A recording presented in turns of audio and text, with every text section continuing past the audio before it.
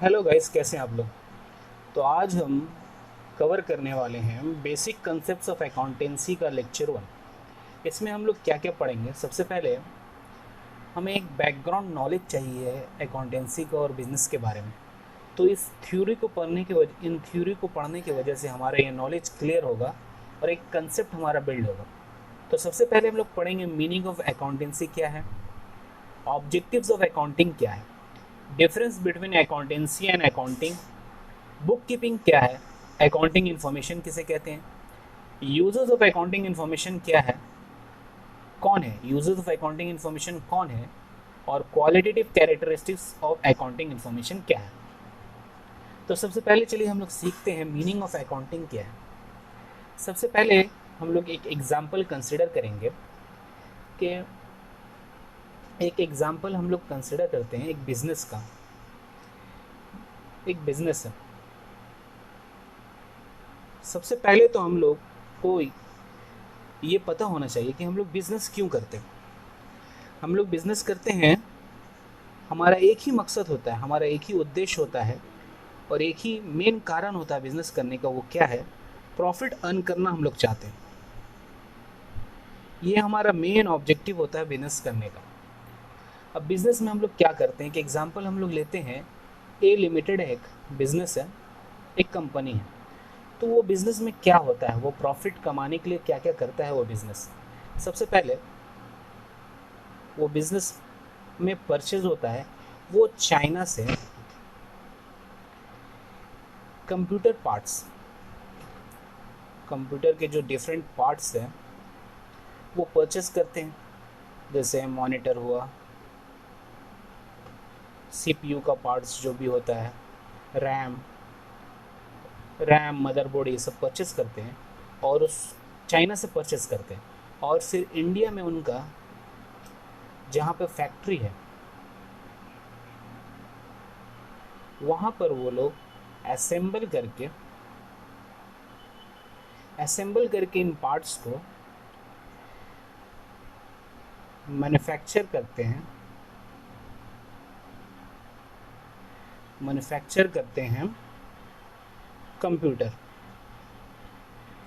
और जब ये मैन्युफैक्चर करते हैं तो इस मैन्युफैक्चर करने के लिए उन्हें प्लांट एंड मशीनरी की भी ज़रूरत होगी।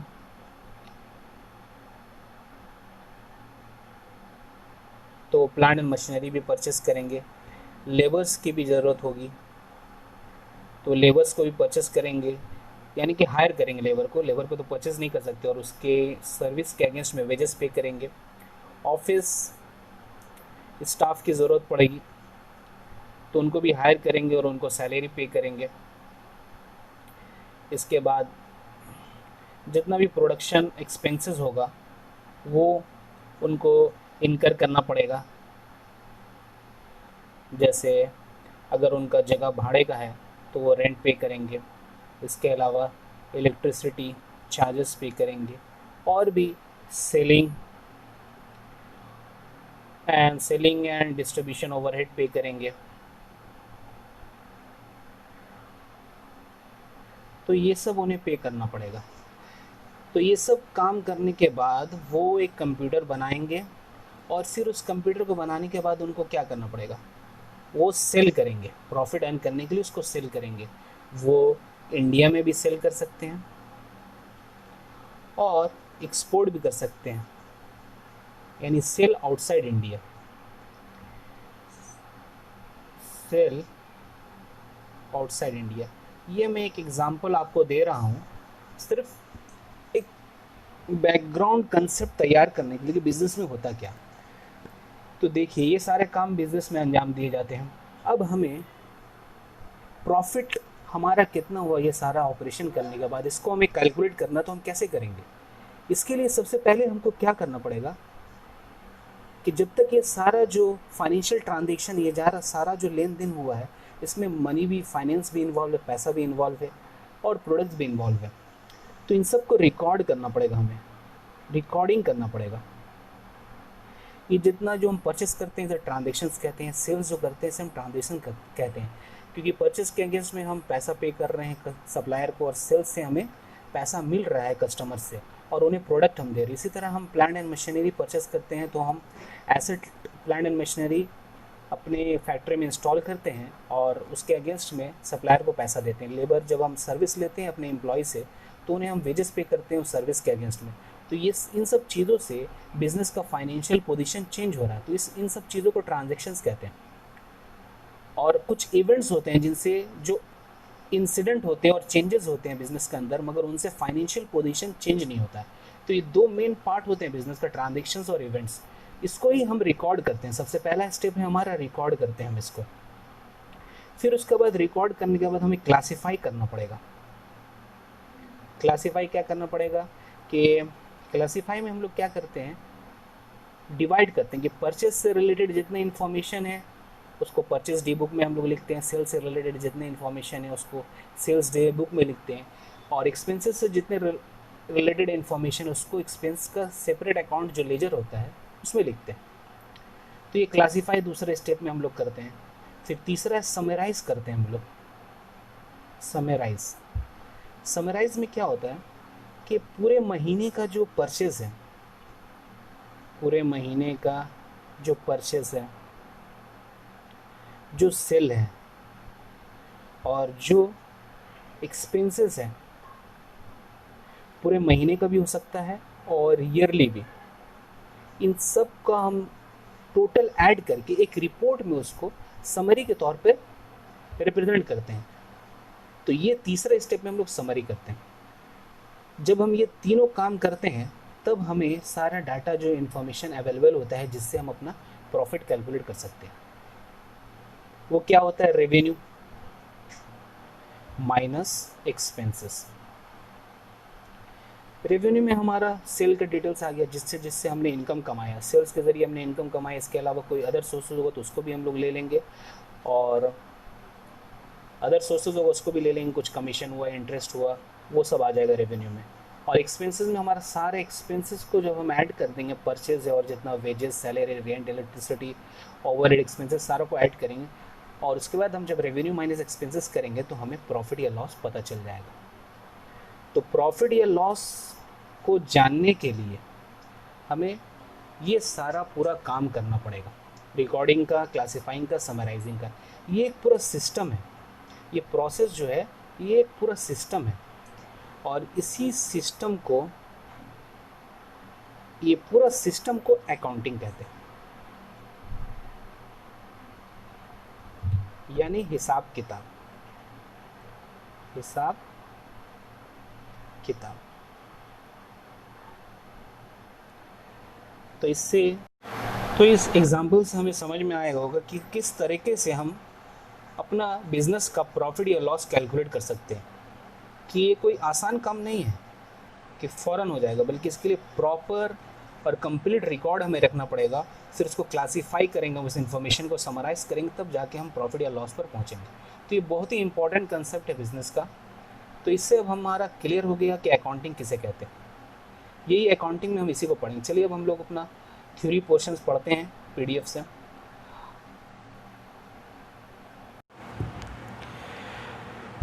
तो चलिए अब हम लोग अपना थ्योरी पोर्शन पढ़ते हैं अपने नोट्स से।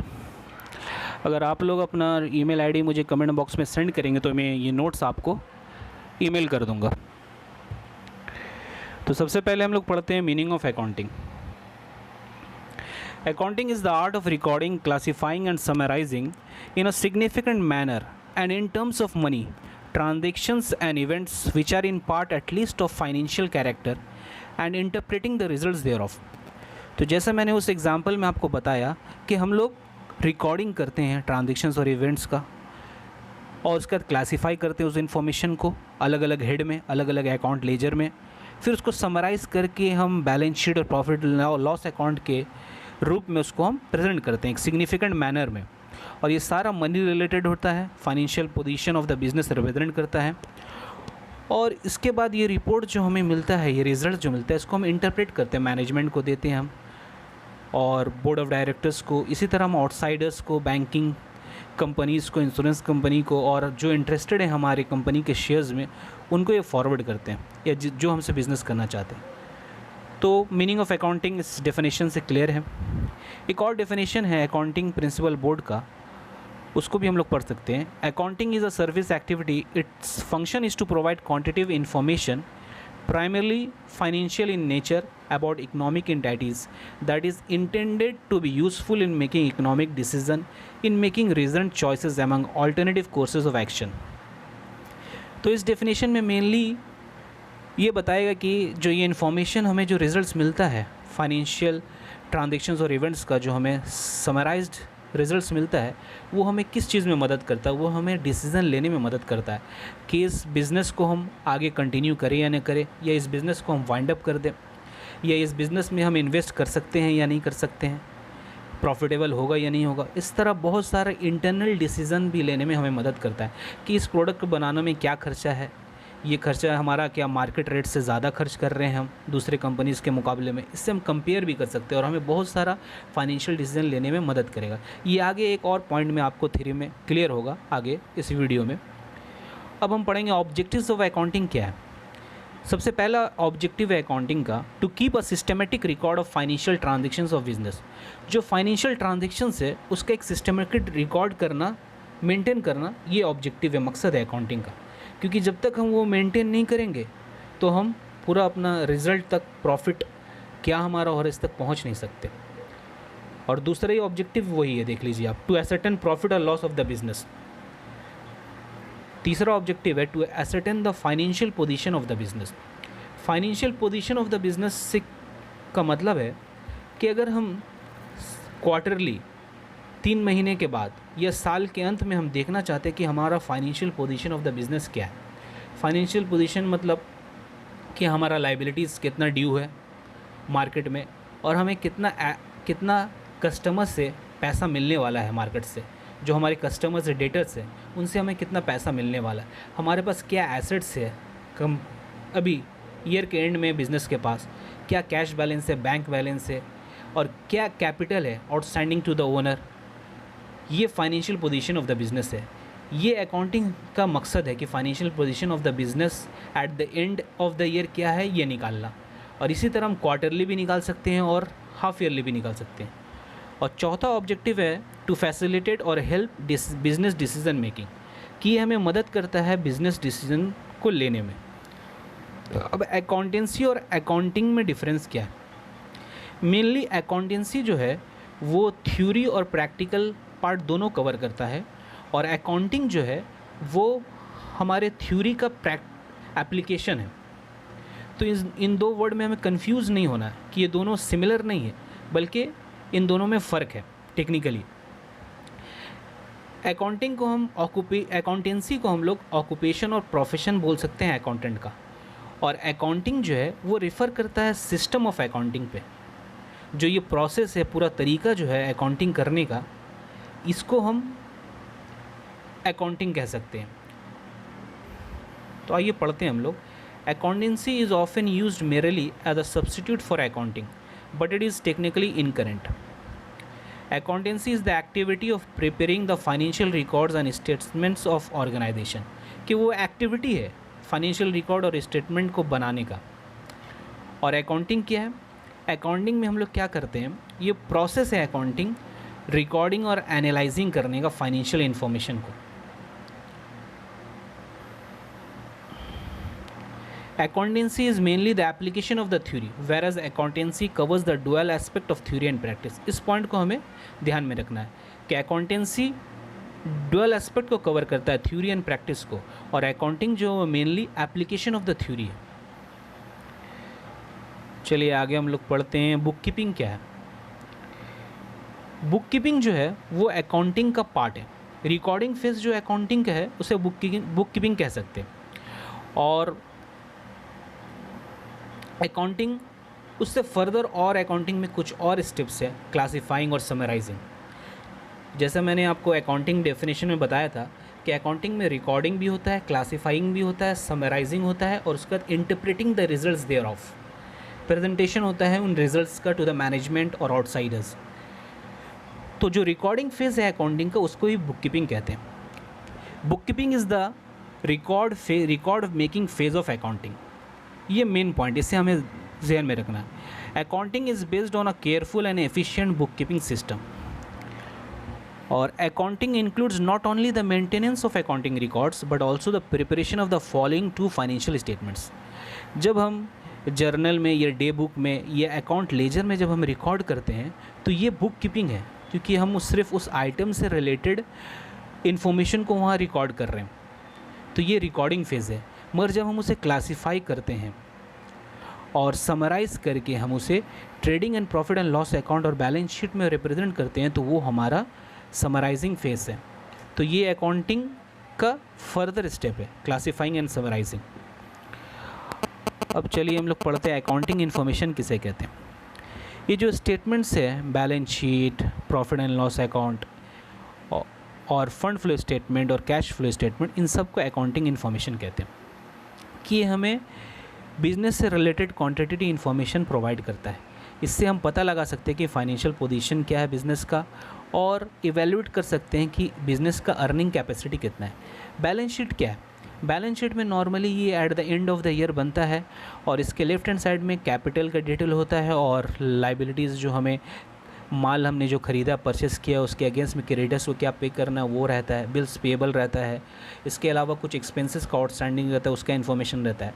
और राइट हैंड साइड में एसेट्स का इन्फॉर्मेशन रहता है, जो कंपनी के पास जो फिक्स एसेट्स है, प्लांट एंड मशीनरी, फर्नीचर और कंप्यूटर्स वगैरह, टूल्स, इक्विपमेंट वगैरह। इसके अलावा जो कस्टमर से पैसा हमें मिलने वाला है क्रेडिट पे, जो हमने सेल किया है, डेटर्स, वो उसका इन्फॉर्मेशन होता है, कैश और बैंक बैलेंस का, और कुछ एडवांसेस हमने मार्केट में दिया या अपने स्टाफ को दिया तो उसका इन्फॉर्मेशन होता है। ये बात हमेशा जहन दिमाग में रखने का है कि total assets equal to total liabilities. Right hand side और left hand side balance sheet का दोनों बराबर होता है। प्रॉफिट एंड लॉस अकाउंट क्या है? प्रॉफिट एंड लॉस अकाउंट ये भी ईयर के एंड में बनता है और इसमें हमें कितना सेल्स हुआ है और क्या क्या एक्सपेंसेस उस सेल्स को इनकर करने के लिए हमने इनकर किया, वो सारा इन्फॉर्मेशन होता है। और इसमें हम प्रॉफिट कंपनी ने क्या अर्न किया पूरे साल में वो हम पता लगाते हैं। फ़ंड फ्लो स्टेटमेंट में मेनली एक स्टेटमेंट है, अकाउंटिंग इन्फॉर्मेशन है, जिसमें फ़ंड कहाँ से आया, सोर्सेज ऑफ फंड होता है और उस फंड का एप्लीकेशन क्या होता है उसका डिटेल्स होता है। कैश फ्लो स्टेटमेंट ये भी एक इम्पॉर्टेंट स्टेटमेंट है अकाउंटिंग इन्फॉर्मेशन का। इसमें हमें बताया, इसमें हम कैश इनफ्लो और आउटफ्लो पे का ट्रेस रखते हैं। कैश पूरे साल में कैश कहाँ कहाँ से आया और कहाँ कहाँ यूटिलाइज़ हुआ। तो ये चार हमें अच्छे तरह से याद कर लेना, ये चार तरह के अकाउंटिंग इन्फॉर्मेशन है और इन सब में क्या क्या नॉर्मली क्या क्या आइटम्स होते हैं, इसका एक नॉर्मल हमें नॉलेज होना चाहिए। ये थ्योरी जो हम पढ़ रहे हैं इससे हमें हमारा एक बैकग्राउंड डेवलप हो रहा है, एक कंसेप्ट डेवलप हो रहा है। अब अकाउंटिंग इन्फॉर्मेशन जो होते हैं उनके यूज़र्स कौन कौन होते हैं? ये जो अकाउंटिंग इन्फॉर्मेशन है इसके यूज़र्स इंटरनल यूज़र्स होते हैं कुछ, और कुछ एक्सटर्नल यूज़र्स होते हैं। इंटरनल यूज़र्स में मेनली एक कंपनी में डायरेक्टर्स होते हैं, जो डायरेक्टर्स मिलकर पूरी कंपनी को चलाते हैं। तो इसमें जो बोर्ड ऑफ डायरेक्टर्स है उनको ये चीज़ मदद करता है अकाउंटिंग इन्फॉर्मेशन के हमें क्या डिसीजन लेना है कि सेल्स हमें बढ़ाना चाहिए या नहीं, या हमें सेल्स कम करना चाहिए, कौन सा प्रोडक्ट मिक्स हमें इस्तेमाल करना चाहिए, ज़्यादा हम एम्प्लॉय और रिक्रूट कर सकते हैं या नहीं, या हम अपना सेल को बढ़ा सकते हैं कि या नहीं। फिर पार्टनर्स जो होते हैं, जो कंपनी के जो ओनर्स होते हैं, उनको ये इन्फॉर्मेशन हेल्प करता है। फिर मैनेजर्स को डिसीजन लेने में हेल्प करता है। ऑफिसर्स है उनको भी ज़रूरत पड़ता है कि कौन सा प्रोडक्ट पे क्या आइटम इस्तेमाल हो रहा है और इसका क्या क्या रिक्वायरमेंट फर्दर है। ये सब इंटरनल जितने यूज़र्स है उसको मदद करता है। इसी तरह एक्सटर्नल यूज़र्स होते हैं, इन्वेस्टर्स। कंपनी जो हम चलाते हैं तो उसमें हमें फाइनेंस का ज़रूरत पड़ता है, पैसा लगता है, तो ये पैसा हमें बैंक, बाहर आउटसाइडर इन्वेस्टर देते हैं। तो वो इन फाइनेंशियल अकाउंटिंग इन्फॉर्मेशन को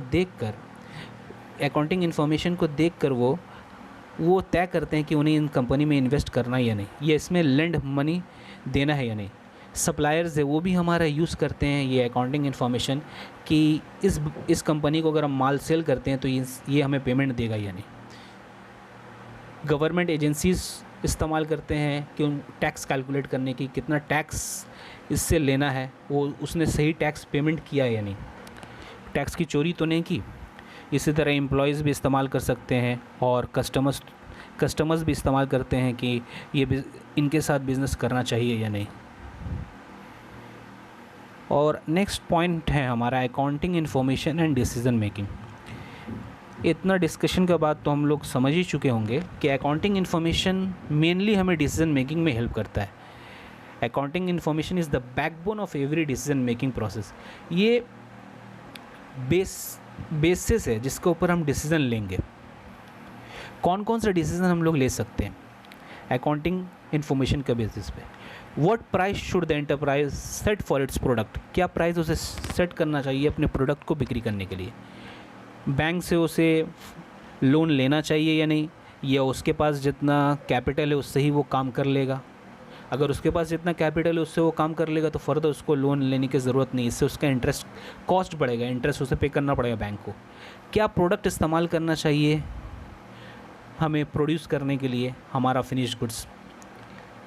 न्यू वर्कर्स को रिक्रूट करना चाहिए या नहीं, वेजेस और सैलरी हम बढ़ा सकते हैं या नहीं इस साल में, कोई नया प्रोडक्ट हम डेवलप कर सकते हैं या नहीं, इन्वेस्टमेंट हम लोग इकोनॉमिक कुछ इक्विपमेंट में कर सकते हैं या नहीं, या हम कोई मॉडर्न टेक्नोलॉजी इंस्टॉल कर सकते हैं या नहीं। तो ये सारा डिसीज़न लेने में हमें मदद करता है हमारा अकाउंटिंग इन्फॉर्मेशन।